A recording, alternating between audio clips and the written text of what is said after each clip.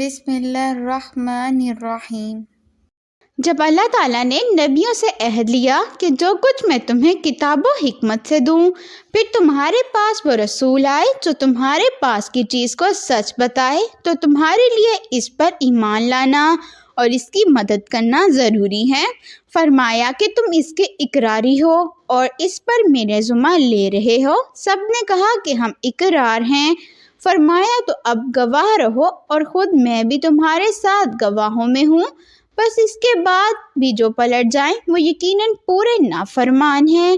کیا وہ اللہ کے دین کے سوا اور دین کی تلاش میں ہیں؟ حالانکہ تمام آسمانوں والے اور سب زمین والے اللہ تعالیٰ کے ہی فرما بردار ہیں۔ خوشی سے ہو یا ناخوشی سے سب اسی کی طرف لوٹ جائیں گے۔ آپ کہہ دیجئے کہ ہم اللہ تعالیٰ پر اور جو کچھ ہم پر اتارا گیا ہے اور جو کچھ ابراہیم علیہ السلام اور اسماعیل علیہ السلام اور اسحاق علیہ السلام اور یعقوب علیہ السلام اور ان کی اولاد پر اتارا گیا اور جو کچھ موسیٰ عیسیٰ علیہ السلام پر اور دوسرے انبیاء علیہ السلام پر اللہ تعالیٰ کی طرف سے دیے گئے، ان سب پر ایمان لائے اور ہم ان میں سے کسی کے درمیان فرق نہیں کرتے اور ہم اللہ تعالیٰ کے فرما بردار ہیں۔ جو شخص اسلام کے سوا اور دین تلاش کرے، اس کا دین قبول نہ کیا جائے گا اور وہ آخرت میں نقصان پانے والوں میں ہوگا۔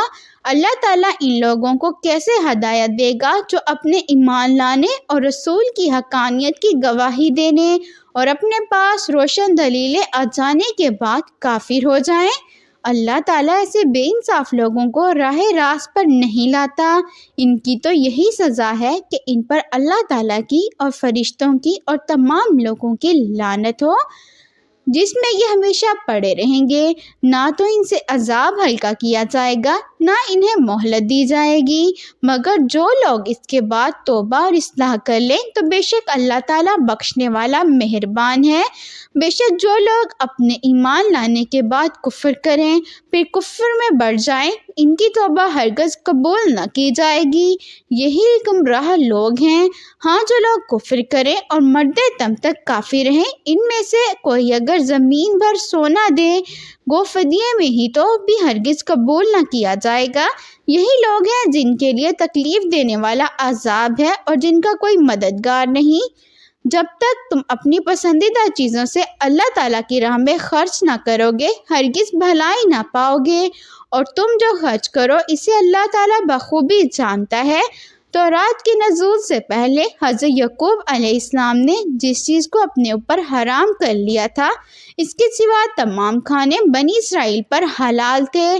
آپ کہہ دیجئے کہ اگر تم سچے ہو تو تورات لے آؤ اور پڑھ کر سناؤ۔ اس کے بعد بھی جو لوگ اللہ تعالیٰ پر جھوٹ بہتان باندھے وہی ظالم ہیں۔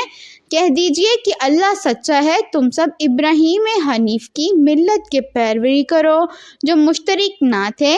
اللہ تعالیٰ کا پہلا گھر جو لوگوں کے لیے مقرر کیا گیا وہی ہے جو مکہ شریف میں ہے، جو تمام دنیا کے لیے برکت اور ہدایت والا ہے، جس میں کھلی کھلی نشانیاں ہیں۔ مقام ابراہیم ہے، اس میں جو آ جائے امن والا ہو جاتا ہے۔ اللہ تعالیٰ نے ان لوگوں پر جو اس طرف کی راہ پا سکتے ہیں اس کے گھر کا حج فرض کر دیا ہے، اور جو کوئی کفر کرے تو اللہ تعالیٰ اس سے بلکہ تمام دنیا سے بے پرواہ ہے۔ آپ کہہ دیجئے کہ اہل کتاب، تم اللہ تعالیٰ کی آیتوں کے ساتھ کفر کیوں کرتے ہو؟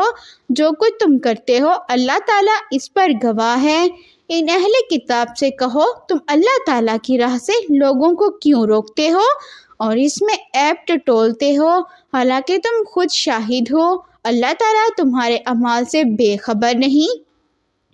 اے ایمان والو، اگر تم اہل کتاب کی کسی جماعت کی باتیں مانو گے تو وہ تمہیں تمہارے ایمان لانے کے بعد مرتد کافر بنا دیں گے۔